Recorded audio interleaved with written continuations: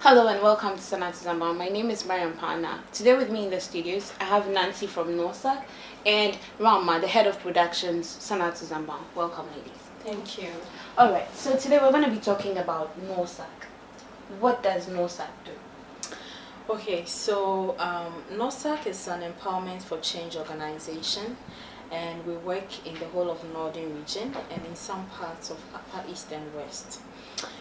Basically, we work to empower women and young people, and our organization works in 4 areas. The first is the gender and governance, and then the sexual and reproductive health, and then we also work to empower people in livelihood and entrepreneurship development, and we also work in the area of education. So we, under the gender and governance department, we work on a lot of issues. We work basically towards gender equality and equity, and under governance we also work with state institutions, relevant stakeholders, to as much as possible influence policies here and there. And so what we do is that we empower citizens, give them the needed knowledge to understand some of our systems, some of our policies, some of our laws, and once they understand, if there are any gaps, then they would be able to speak out, and then together we work with the necessary stakeholders to influence policies, and when there's a need to change them. Yes, that's in the area of governance. Okay. And when it comes to the gender, we work with women, we work with men, let me just be specific on that, and we work with girls in the area of gender, and basically we work to empower them as well. We have worked in the area of against child marriage, advocacy against child marriage, any form of abuse that you can think of, we have worked on that. Yes, so that's basically under the gender. And one of the things under the gender and governance unit is that we believe in ensuring that people get certain capacity very young, and so we work with young girls a lot, because it's easier influencing attitudinal changes at that level before they grow up. Yes, because we already live in a society where some of the elderly, I mean, when I say elderly, the elderly women are already influenced by certain stereotypes over the years, and so we believe we need to start with the young ones. So we have a lot of interventions working with young girls. In the area of sexual and reproductive health, in fact, NORSAAC is kind of interrelated. Our work is interrelated, and so you find a bit of reproductive health in gender and governance, a bit of gender and governance in reproductive health. So in the reproductive health, we do advocacy on contraceptives, on preventing, that means preventing pregnancies and all that. And we also we've worked in the past on maternal health issues. We're actually currently working on maternal health issues on our show project in Karaga and in Mampugu Moaduri district, and under that unit also we sometimes do work around WASH, and so it's generally about health actually. Yes, but mainly we do advocacy, and from time to time we support especially young people to have access to service providers. We also sometimes create that environment for them to have friendly reproductive health services in the areas that we work in. Then when it comes to our livelihood, there's so much that is done in this area. We have trained men and women in the area of bicycle repairs, phone repairs, motorbike repairs. We have girls have been trained in bead making, sewing, local cloth weaving. And one of the areas we like to really talk about is that we've had girls who have been trained to sew smocks, in a setting. It's mainly men who do the sewing of smocks. So we work basically in that area to on the area of gender job stereotyping, trying to bridge that gap, and then allowing young women to explore other jobs that over time have been gendered and seen as jobs for men. Yes, and basically we provide financial literacy sessions, and under that project we have this innovative thing we do called revolving fund, which supports communities to have access to monies to do startups or businesses here and there. Yes, so a lot is actually going on in there, but that's just a summary. And then in the area of the education as well, as I said, our work is interlinked, and so in the area of education as well, we work with young girls in schools, and we empower them in various areas. Yes, and as I said, we work in the Upper East and West. Currently we are working with them in the area of the gender and governance. In the just ended referendum, we have projects there that are just basically trying to build advocacy around the referendum and get citizens involved in the whole referendum process. Yes. Child marriage, you mentioned that, and sexual health, that continues to be a problem in our society here in the North. What are some projects that NORSAAC has undertaken in this area? Okay, so in the past we have undertaken a project with UNICEF.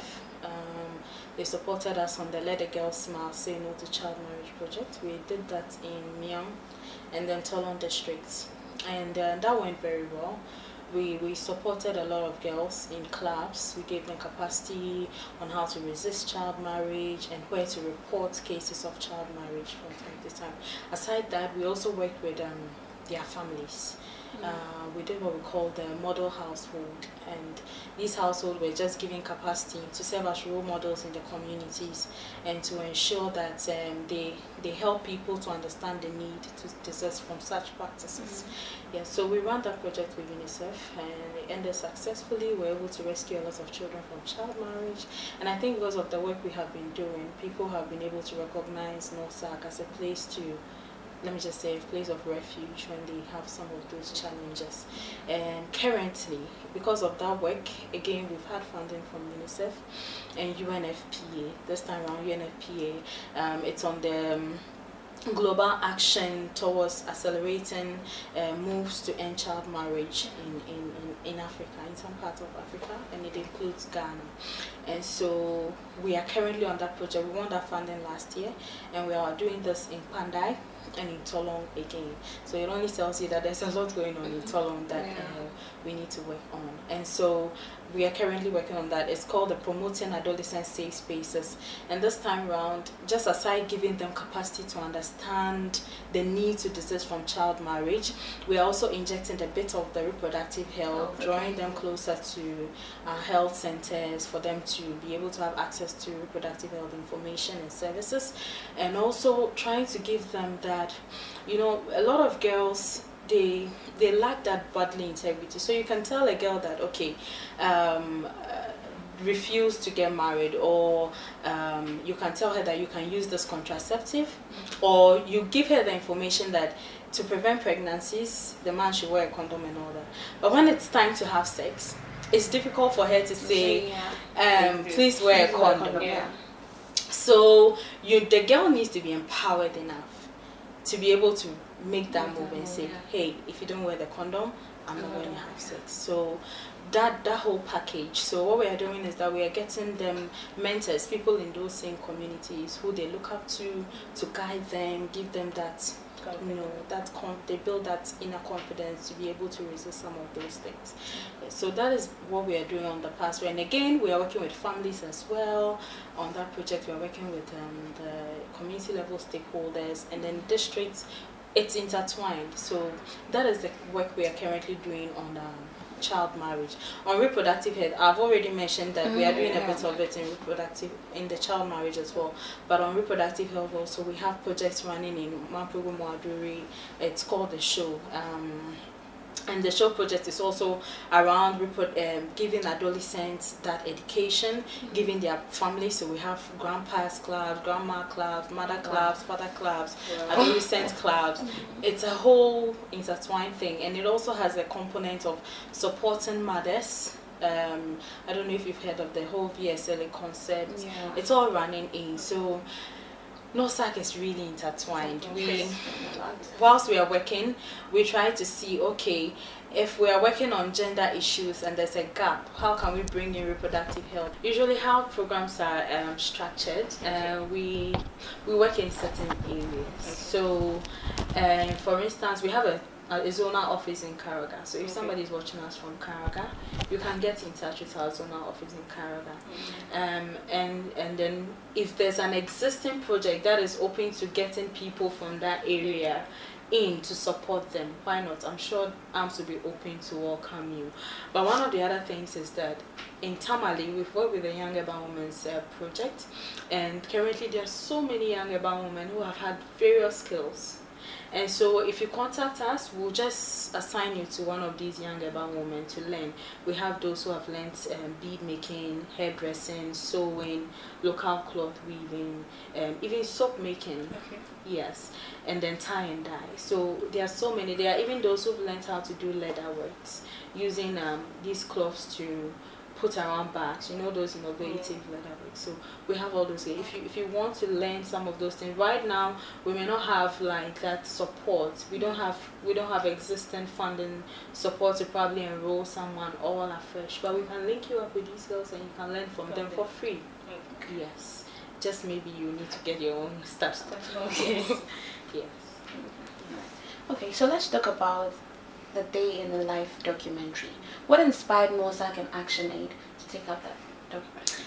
Yes, A Day in the Life was really something that we're really passionate about. So we just sat back and realized that we've been working with children, especially in the area of the ActionAid program. And so we've worked with ActionAid Ghana for so many years, about 10 years now. And in that area, we work with women, girls and all, but we also work with children. And we sat down and we said, look, our work with children has been good. ActionAid has put up schools, they have provided educational materials, so many things for children. But there still seems to be a gap. What is happening in Tamale? You see boys dropping out of school to drive yellows. You see girls getting pregnant. You see girls getting into child marriage and all that. So, and there are so many interventions that are running.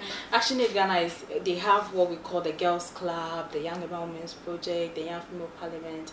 There's so much. So, and yet some of these things are still happening. So we just said, okay, let's find another way of seeing how we can inspire the children directly. Sometimes we work with the children, we work with their parents, and sometimes you even put all the blames on parents, parental responsibility and all.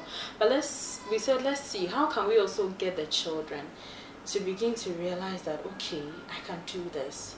Maybe there isn't that really strong edge for them to push forward. So we told them and we felt like mentorship is a way to go.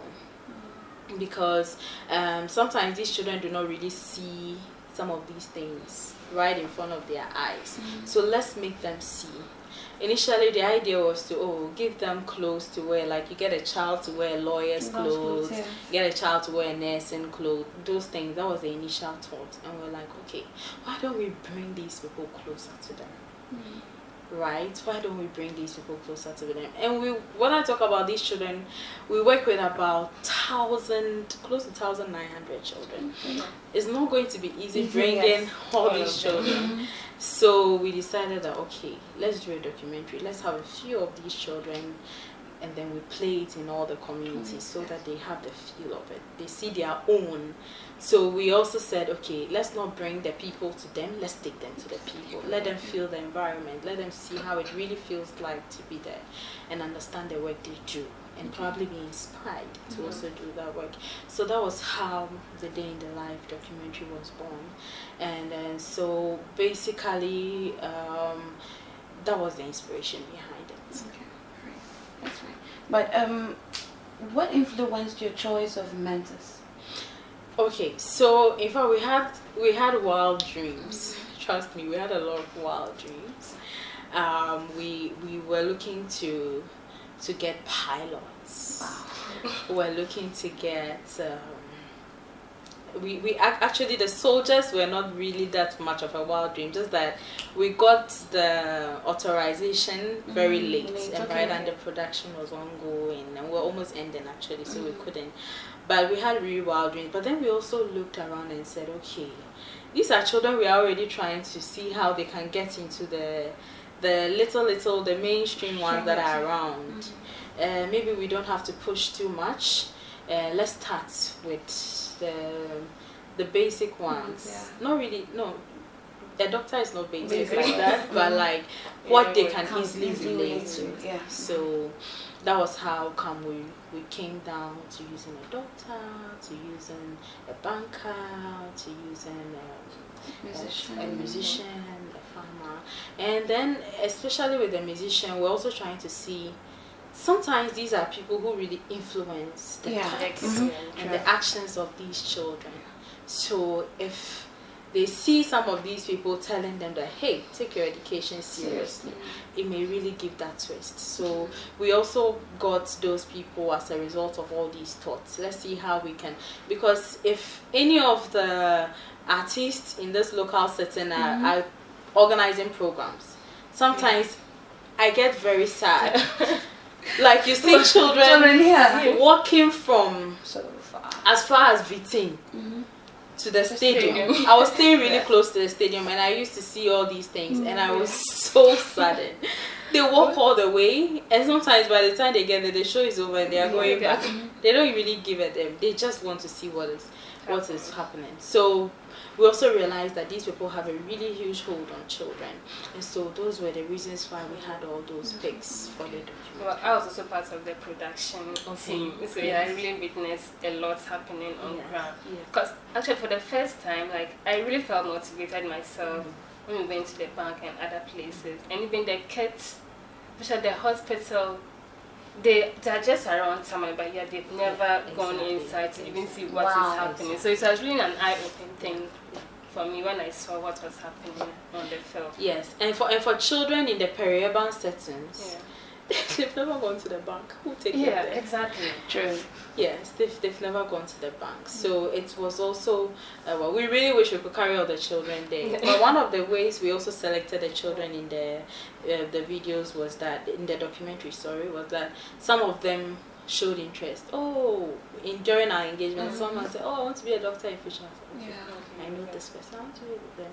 So at the end of the day, we took some children who were really inspired to do certain things that they really do not know how it feels like, so that they can have a feel of it. Okay, so how was the experience on set, having to do all of that? How was that experience for you? It was quite interesting. It was a moment to appreciate the work of the media and what really goes into whatever we watch on TV. It was really a moment to appreciate these things. I think that it wasn't all smooth, and there were lessons learned. I'm sure this won't be the end. I'm sure we'll do more when it comes to this documentary, because it's made a huge impact. And so it was an interesting one moment, especially the artist we got there, it wasn't easy. One moment it's like, he's traveled, he just came, you need to come, and then it's like you need to be there. So it was interesting, and even getting the children. Some of the children were so timid, they didn't like the camera. They were so scared of the camera. It wasn't easy having to coach them to know what to say or what to ask. Sometimes they know what to ask, but just how to express themselves. Yes, it's difficult for them, and so it wasn't an easy process. It wasn't. And actually, it also showed the gap between the urban and the rural areas. Because for the first, like when you see the kids, when they come in to interact with their mentors, they have no idea about what is happening in this profession. But when you take someone from the urban center, at least the person knows what is this in this office and what it's used for. But with these kids, they have no idea about what's happening. So I think we need to actually encourage this kind of things. All right, Roma, so you were the productions manager for this particular documentary. How was the whole experience for you? Well, it was a whole new challenge for me, because actually that was my first time of seeing such a documentary. So getting on set, I think I was livid when I saw set thing, especially with the kids and what they are going through. So I was like, it actually touched my heart, and I felt that maybe we could do more on this. And also the challenges, on sets, sometimes you plan something, but when you go on set, there's a different thing. So you need to actually improvise and do this, and that's what we're doing on site. I think it was all a happy thing and a learning process for me and the team. All right. Okay. All right. So let's go to the impact this has made, like, you know, on the children, on the people around, like generally everybody. Okay, it's easy to say this because usually we gather success stories, and then just about some 2 weeks ago, we were able to meet one of the girls who took part in the documentary. The one who went to the entrepreneur, to Ruky, and then to Makati. She used not to really take her education so seriously. But because she's part of the ActionAid work, I mean, we happened to just spot her, and then she was part of the documentary. After the whole thing, aside the documentary, she was also part of other activities NORSAAC organized. We had our second NOGA conference last year, which she took part in. So coupled with all that, it has given her a whole new dimension of life. She's now in Nobisco, and then she's studying, and she's so motivated. She's dying to be like Ruky. Wow. And it's something that is really inspiring for us ourselves, seeing that Major Swift and how she's taking her education seriously. Yes, apart from that, when we're playing the documentary in some of the communities, you could see that a lot of children were really happy. They were so, and some parents were also there to watch. They were so, you know, sometimes changing, our work is quite interesting. You can do a lot of work, but just one thing would change your mindset eventually, to begin to understand the work you have been doing over the years. And I believe strongly that the documentary did that, because some parents who came around were really inspired and really began to see a different dimension. One other thing about the documentary was that we tried as much as possible to get people in the northern part of the country, people who are, most of them, I think 90% of them in the documentary are natives, people who are northerners. Some are from Upper West, some are from northern region, and so it made the parents feel like, okay, if these people have been able to do this, why can't we push our children there? Because it's not as if those people were born with silver spoons in their mouths. They also came from places like that. So that is, I'm sure we'll measure the impact of the documentary over the years, because we will not stop playing it. We are making it available to the communities. They'll keep playing it throughout the year. We'll get as much impact as possible before we do another one. Okay. Nice. Okay. So what are some things that NORSAAC intends to carry out within the year? Yes, so aside the documentary being played in the communities, well, you said NORSAAC. Well, I'll talk about what we'll be doing with the children in the year first. Okay. Last year we did what we call the community scorecard with the children. It was the child-led one, where the children answered questions around issues of abuse, both at home and in school, and then we came out with the results of that scorecard. We disseminated it in the community. So the scorecard was basically trying to understand what happens when it comes to issues of abuse, sexual abuse, corporal punishments, and drug abuse issues. We tried to come out, and it was very revealing. This year we are going to continue, because last year we did that with just 10 communities, and so this year we'll continue again and continue to disseminate the information. So you see that, as I said, our work is interlinked in a way. So aside inspiring them through documentaries, we're also trying to understand some of the issues well enough so that we can deal with them. Aside that, work is crazy at NORSAAC. We're going to do so many things. In the area of gender and governance, as I said, we are working on child marriage. We are also working to build capacities of young people to be able to advocate with our works with Oxfam. We are also working on the referendum. So you understand that the referendum is just it's not only the demarcation of the regions. We'll also be talking about the election of MMDCs, and so we'll be working on that in the 3 regions of the north. So now I don't even know whether I should say 3 regions of the north. Okay, I don't want to crack my head around that, but we'll be working on that. In the reproductive health, we are still going on with our show. We are still working to provide friendly adolescent services, health services. We are still working to give people livelihood opportunities. There's so much really going on, and so you can always come around and learn more. All right, Nancy. For NORSAAC, it was your first time of working with Sanatu Zambang, which is a young media company. How was that like? Yeah, so first of all, let me just say that it wasn't an easy task selecting who should do this documentary. Okay. We have processes in the organization and we have to follow them. So we went on, we interviewed various media houses, various groups, various production teams, and we finally settled on Sanatu. Because first of all, we realized that it was a crew that the children could easily relate with. Because we also believe in this kind of mentorship that is like, you don't get too old people for too young. It needs to be close so that they can have that relation.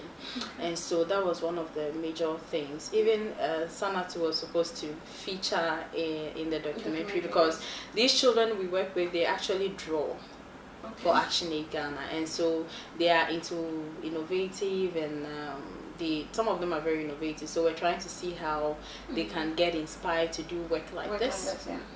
Yes, so it was really awesome working with the team.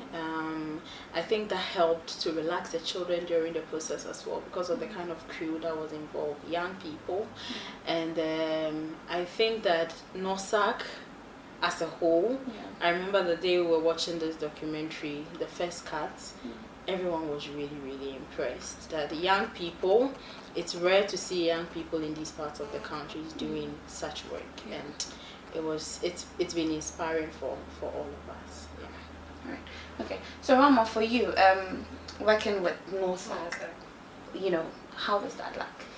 Well, I think that was actually our first time of working with NORSAAC. So I think the first time I had a message that we had to bid for this video documentary, and I said okay. So it's like we just used less than 1 day to work on the proposal to send it, because we're all passionate people and we wanted to actually secure this job because we know that working with NORSAAC can lead us to greater things in the future. So we actually have to put in our best to work. And the team, we are all young people, especially young women. I think the team is made up of young more women, like they say, like who say we are feminists. So I think so. It was actually a great thing working with NORSAAC, and actually the experience of working on set with these young kids. It was actually an inspiring thing for all of us, and we all enjoyed, even though there was a time we were all tired on set. We just wanted this to be over with, but I think we pulled through, and